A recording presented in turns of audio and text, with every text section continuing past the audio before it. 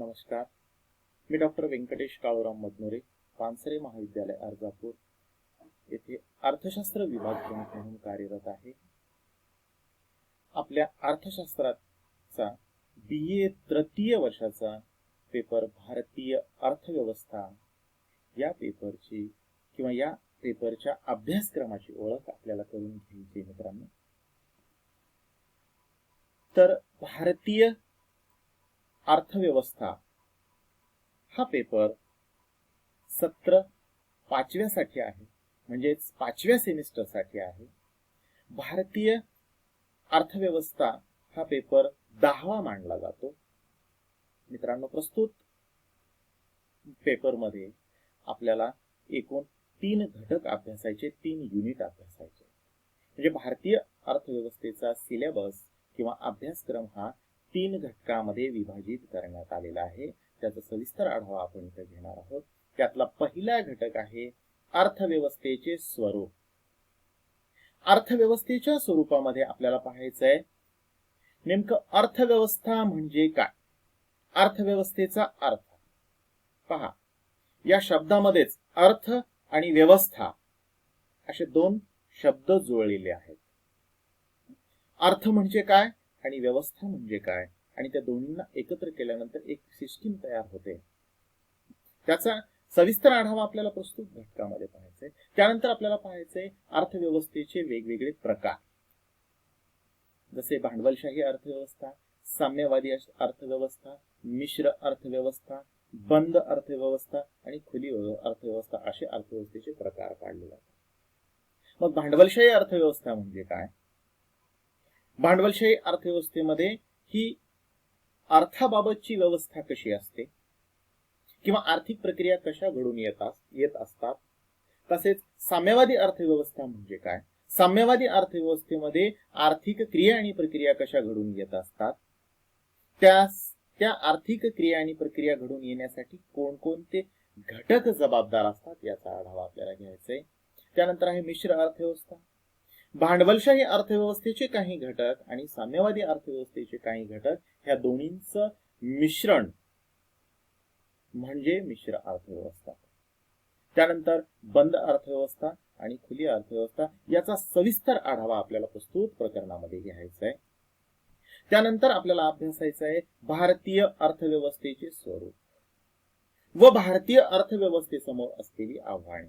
म्हणजे आपल्या अर्थव्यवस्थेचं स्वरूप कसं आहे आणि भारतीय अर्थव्यवस्थेसमोर ज्या अनेक समस्या आहेत, जी आव्हान आहेत, त्याचा आपल्याला इथं आढावा घ्यायचा आहे.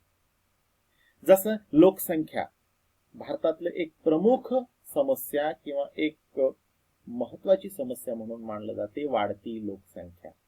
मग भारतात ही लोकसंख्या का वाढत आहे, त्याची कारणं काय आहेत आणि त्याचे परिणाम काय आहेत याचा आढावा आपल्याला इथे घ्यायचा आहे. या लोकसंख्या वाढीमुळे निर्माण झालेली दुसरी समस्या म्हणजे दारिद्र्याची समस्या. दारिद्र्य म्हणजे काय आणि भारतात दारिद्र्याचं असणारं प्रमाण किती आहे याचा आढावा आपल्याला इथे घ्यायचा आहे. लोकसंख्या वाढीमुळे निर्माण झालेली आणखी एक समस्या म्हणजे बेरोजगारीची समस्या. भारतातील प्रत्येक व्यक्तीला रोजगार उपलब्ध करून देणं शक्य होत नाही, त्यामुळे बेरोजगारीची समस्या निर्माण होते. मग बेरोजगारांची कारणं काय आहेत आणि त्याचे परिणाम काय आहेत याचा आढावा आपल्याला घ्यायचा आहे. त्यानंतर भारतीय कृषी क्षेत्रातील एक महत्वाची समस्या म्हणजे कृषी मालाच्या किमतीमध्ये निरंतर बदल होणे किंवा चढ उतार होणे. मग ह्या किमती का बदलतात, निरंतर का बदलतात, त्यामध्ये चढ उतार का निर्माण होतात आणि त्याचा अर्थव्यवस्थेच्या वेगवेगळ्या घटकावर काय प्रभाव पडतो, काय परिणाम होतो याचा आढावा आपल्याला इथे घ्यायचा आहे. भारतीय लोकसंख्येला अन्नधान्य पुरवण्याचं काम हे शेतकरी करत असतात, परंतु भारताचं दुर्दैव की तोच शेतकरी भारतामध्ये मोठ्या प्रमाणात आत्महत्या करतो. मग शेतकरी आत्महत्या का करतो, त्याची कारण आपल्याला शोधून काढायची आणि या शेतकऱ्यांच्या आत्महत्येचं प्रमाण कमी करण्यासाठी काही उपाययोजना राबवता येतात का, त्या उपाययोजनांचा देखील आपल्याला आढावा प्रस्तुत घटकामध्ये आपल्याला घ्यायचा.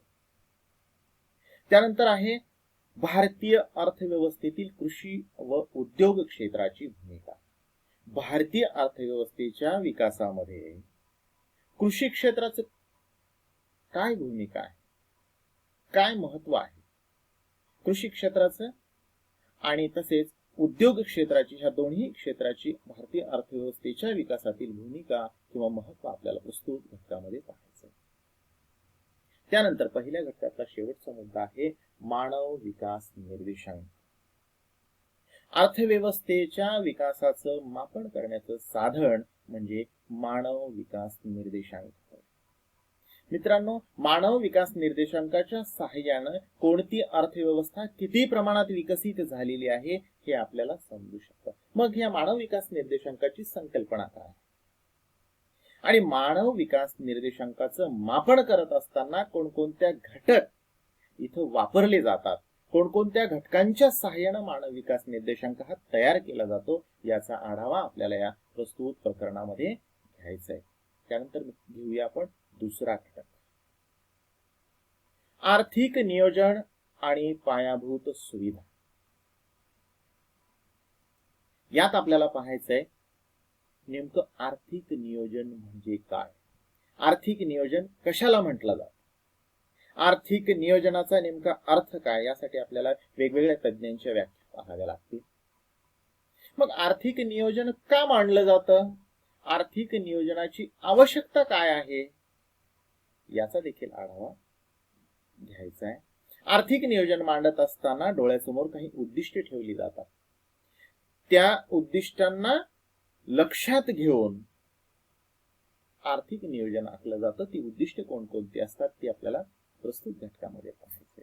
भारतामध्ये पंचवार्षिक योजनांचा स्वीकार करण्यात दर 5 वर्षासाठी आर्थिक नियोजन आखलं जातं. यातली शेवटची पंचवार्षिक योजना म्हणजे 12वी पंचवार्षिक योजना. ही योजना केव्हा मांडण्यात आली, त्याचा कालावधी कोणता आहे, ही योजना मांडत असताना कोणती उद्दिष्टे डोळ्यासमोर ठेवली आणि ही योजना पूर्ण झाल्याच्या नंतर ती उद्दिष्टे किती प्रमाणात पूर्ण झाली, याचा आढावा आपल्याला प्रस्तुत प्रकरणामध्ये घ्यायचा आहे. मित्रांनो, आर्थिक नियोजन आखण्यासाठी किंवा पंचवार्षिक योजना आखण्यासाठी पूर्वी नियोजन आयोग अस्तित्वात होतं, परंतु 2015 पासून नियोजन आयोग बरखास्त करण्यात आलं आणि त्याऐवजी नीती आयोगाची स्थापना करण्यात आली. मग हे नेमकं नीती आयोग म्हणजे काय, नीती आयोगाची कार्य काय आहे, नीती आयोगाची रचना कशी आहे व नीती आयोगाची उद्दिष्टे काय आहेत हे आपल्याला प्रस्तुत प्रकरणामध्ये पाहायचं. त्यानंतर कोणत्याही अर्थव्यवस्थेचा जर विकास घडवून आणायचा असेल तर तिथं आधारभूत संरचना, पायाभूत सुविधा असणं आवश्यक आहे. त्याशिवाय कोणत्याही अर्थव्यवस्थेचा विकास घडवून आणता येऊ शकत नाही. म्हणून प्रस्तुत प्रकरणामध्ये आपल्याला पायाभूत सुविधेअंतर्गत, तसे पायाभूत सुविधेचे अनेक घटक आहेत, परंतु प्रातिनिधिक स्वरूपामध्ये आपल्याला केवळ 4 घटक पाहायचे: वाहतूक, ऊर्जा, शिक्षण आणि आरोग्य. वाहतूक, जसे शरीरामध्ये रक्तवाहिन्या महत्वाच्या असतात त्याच पद्धतीनं अर्थव्यवस्थेच्या विकासासाठी अर्थव्यवस्थेत वाहतुकीची साधनं महत्वाची असतात.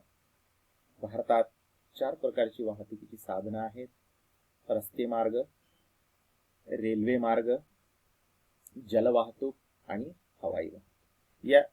याबाबतची स्थिती भारतात काय आहे याचा आढावा आपल्याला प्रस्तुत प्रकरणात घ्यायचा. त्यानंतर आहे ऊर्जा. ऊर्जेची वेगवेगळी स्रोत आहेत, काही पारंपरिक स्रोत आहेत तर काही व्यावसायिक स्रोत आहेत. त्या सर्व ऊर्जा स्रोतांचा आढावा आणि ऊर्जेची भारतामध्ये असलेली स्थिती आपल्याला पाहायची. त्यानंतर पाहायचंय शिक्षण. भारताची शैक्षणिक स्थिती कशी आहे, भारतातील शिक्षण पद्धती तसेच शैक्षणिक स्थिती याचा आढावा प्रस्तुत प्रकरणामध्ये घ्यायचा आहे. आणि शेवटचा मुद्दा आहे आरोग्य. भारतीय लोकसंख्येचे आरोग्य कसे आहे, त्यांचं आयुर्मान किती आहे, तसेच भारतात आरोग्य विषयक विविध सुविधा किती प्रमाणात उपलब्ध आहेत याचा आढावा आपल्याला प्रस्तुत प्रकरणामध्ये घ्यायचा. त्यानंतर शेवटचा घटक म्हणजे तिसरं घटक आहे. तिसरं घटक आहे भारतातील आर्थिक सुधारणा. मित्रांनो, 1991 मध्ये भारतात एक आर्थिक संकट निर्माण झालं. त्या आर्थिक संकटातून सावरण्यासाठी तत्कालीन शासनानं एक नवीन आर्थिक धोरण स्वीकारलं. त्यालाच नवीन आर्थिक धोरण असं म्हटलं जातं. मग हे 1991चं नवीन आर्थिक धोरण काय आहे, त्यात कोणकोणत्या घटकांचा आपल्याला स्वीकार करावा लागला आहे याचा उहापोह प्रस्तुत प्रकरणामध्ये घ्यायचंय. नवीन आर्थिक सुधारणा. या नवीन आर्थिक सुधारणामध्ये ज्या संकल्पना आपण स्वीकारलेल्या आहेत त्या आहेत उदारीकरण, खाजगीकरण आणि जागतिकीकरण. इथं आपल्याला पाहायचंय की नेमकं उदारीकरण म्हणजे काय. उदारीकरणामध्ये कोणकोणत्या घटकांचा समावेश होतो. खाजगीकरण म्हणजे काय, खाजगीकरणामध्ये कोणकोणत्या घटकांचा समावेश होतो, कोणकोणत्या प्रक्रिया, आर्थिक प्रक्रिया घडून येतात. तसेच जागतिकीकरण म्हणजे काय, जागतिकीकरणामध्ये आपल्याला कोणकोणत्या घटकांचा स्वीकार करावा लागला. मग ह्या तिन्हींचा एकत्रित आपल्या भारतीय अर्थव्यवस्थेवर कोणता परिणाम, काही अनुकूल परिणाम असणार आहेत, काही प्रतिकूल परिणाम असणार आहेत. या दोन्हींचाही आढावा आपल्याला प्रस्तुत प्रकरणामध्ये घ्यायचा आहे. यानंतर आहे अर्थव्यवस्थेच्या विकासातील परकीय भांडवलाची भूमिका, विदेशी भांडवलाची भूमिका. विदेशी भांडवल म्हटल्यावर आपल्या अर्थव्यवस्थेमध्ये बाह्य अर्थव्यवस्थेमधून काही जेव्हा भांडवल आपल्या अर्थव्यवस्थेमध्ये येतं त्याला आपण परकीय भांडवल असं म्हणतो. जेव्हा आपल्या अर्थव्यवस्थेमध्ये भांडवलाची टंचाई असते त्यावेळी आपल्याला बाह्य भांडवलावर अवलंबून, परकीय भांडवलावर अवलंबून राहावं लागतं. मग आपल्या भारतीय अर्थव्यवस्थेच्या दृष्टिकोनातून परकीय भांडवल कशा पद्धतीने महत्वाचं आहे, त्याची भूमिका काय, हे आपल्याला प्रस्तुत घटकांतर्गत पाहायचं. त्यानंतर आहे प्रत्यक्ष विदेशी गुंतवणूक व विदेशी संस्थात्मक गुंतवणूक. प्रत्यक्ष विदेशी गुंतवणूक म्हणजे काय, त्याचे स्रोत कोणते आहेत, आणि विदेशी संस्थात्मक गुंतवणूक म्हणजे काय, त्याचे स्रोत कोणते आहेत याचा आढावा घ्यायचा आहे. आणि प्रत्यक्ष विदेशी गुंतवणूक व विदेशी संस्थात्मक गुंतवणुकी संबंधी भारताचं धोरण कशा पद्धतीचं आहे याचा देखील आढावा आपल्याला प्रस्तुत प्रकरणामध्ये घ्यायचा आहे. आणि तिसऱ्या घटकामधला शेवटचा मुद्दा आहे परकीय गुंतवणुकीचे भारतीय अर्थव्यवस्थेवरील परिणाम. परकीय गुंतवणूक किंवा विदेशी गुंतवणूक म्हणजे आपल्या अर्थव्यवस्थेच्या बाहेरून आलेली गुंतवणूक. निश्चितपणे त्याचे काही फायदेही असणार आहेत, काही तोटेही असणार आहेत. म्हणजेच काही अनुकूल परिणाम असणार आहेत, काही प्रतिकूल परिणाम असणार आहेत. या दोन्ही प्रकारच्या परिणामांचा आढावा आपल्याला प्रस्तुत घटकामध्ये पाहायचा आहे. अशा पद्धतीनं आपला BA तृतीय वर्ष भारतीय अर्थव्यवस्था पेपर क्रमांक 10 चा अभ्यासक्रम जो की या 3 घटकामध्ये विभाजित केलेला आहे त्याचा आपण हळूहळू हे एक एक प्रकरण आपण यानंतर पाहत जाऊया. धन्यवाद.